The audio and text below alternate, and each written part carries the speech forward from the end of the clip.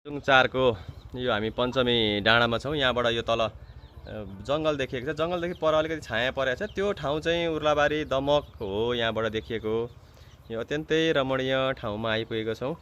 कति हाइट कति छ यसको? यहाँ कति समुद्री सतहबाट यो 600 मिटरको हाइटमा भएको ठाउँ हो यो पञ्चमी।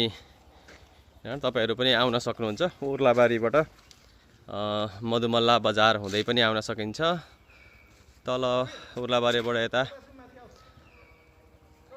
किसान चोक हुँदै पनि आउन सक्ने छ। यहाँ यो हामी एउटा वनको कार्यालयमा छौँ। पञ्चमी दिबु सामुदायिक वनको कार्यालय हो। यहाँ पार्किङ बस्ने ठाउँ यही नै छ। यहाँ पार्किङको वनभोज स्थल पनि छ। यहाँ हामी 4 जना साथी आएका छौँ। यहाँ एकजना अङ्कल हुनुहुन्छ, उहाँले चाहिँ यो ठाउँको बारेमा हामीलाई जानकारी दिइरहनु भएको छ। यहाँ माथि कहाँ जाने हो अङ्कल यो बाटो? पिकनिक खाने ठाउँ जाने हो। पिकनिक खाना। यहाँ बाहिरबाट मान्छेहरू आउनुहुन्छ है? बाहिरबाट आउँछ। कुन कुन ठाउँबाट आउनुहुन्छ? जाँते उल्लारीबाट अस्ति एक गाडी आउनुभएको थियो स्कुलको स्टाफ। हजुर। अनि चाहिँ जाँतेबाट स्टाफहरू आउँछ। यहाँ के सुविधा? अब यहाँ हामीले यहाँ यो ठाउँमा पिकनिक खाना आउनु पर्यो भने के लिएर आउनुपर्छ? के चाहिँ पाइन्छ? यहाँ सुविधा भनेको चाहिँ सुविधा कुर्सी पाउनुहुन्छ, पानी पाउनुहुन्छ, लाइन पाउनुहुन्छ। यो चाहिँ यो वन समितिले उपलब्ध दिने हो। सो इच्छाले जति पैसा दिनुहोस् नदिए युज गर्ने सबै थरको यहाँ ल्याइदिनु। भनेपछि यो चाहिँ वनले व्यवस्था गरेको हो। ल एकदम राम्रो रहेछ। तपाईँलाई पानीको समस्या भएन, बिजुलीको समस्या भएन, कुर्सी बोकेर आउनु परेन, ठाउँको पैसा लागेन। ठाउँको पैसा लागेन। पञ्चमी दिबु सामुदायिक वनले चाहिँ बस्न पनि पाइयो। यो अत्यन्तै राम्रो छ। आफैले सबै कुरो ल्याएर बस्न 600 मिटरको हाइटमा छ। आउनलाई पनि सकिन्छ, गाडी पनि आउँछ। यहाँ गाडीमा पनि आउन सकिने वातावरण रहेछ।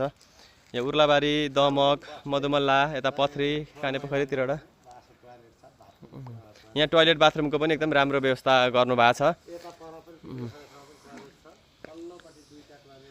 टोयलेटको पनि अत्यन्तै राम्रो व्यवस्था छ। केटाकेटीहरू लिएर आउँदाखेरि यहाँ सानो एउटा चाहिँ चिडियाखाना टाइपको ठाउँ पनि छ। अघि हामी त चाहिँ हेरिसक्यौँ। मैले भिडियो बनाउनुभन्दा अगाडि नै हामी त्यहाँ पुगिसकेको थियौँ। चिडियाखाना पनि छ केटाकेटीलाई हेर्नलाई।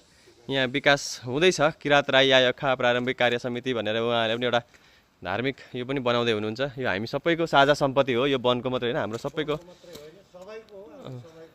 सबैको साझा सम्पत्ति हो। यहाँ आएर सबैजनाले चाहिँ यो ठाउँको प्रचार प्रसार गरिदियो भने यो ठाउँको विकास पनि हुन्छ, आर्थिक विकास पनि हुन्छ। तपाईँ हामी टाढा टाढा जाने भन्दा पहिला यो ठाउँमा पनि आइदिनु पनि म पनि अनुरोध गर्दछु। र हामी पनि छौँ।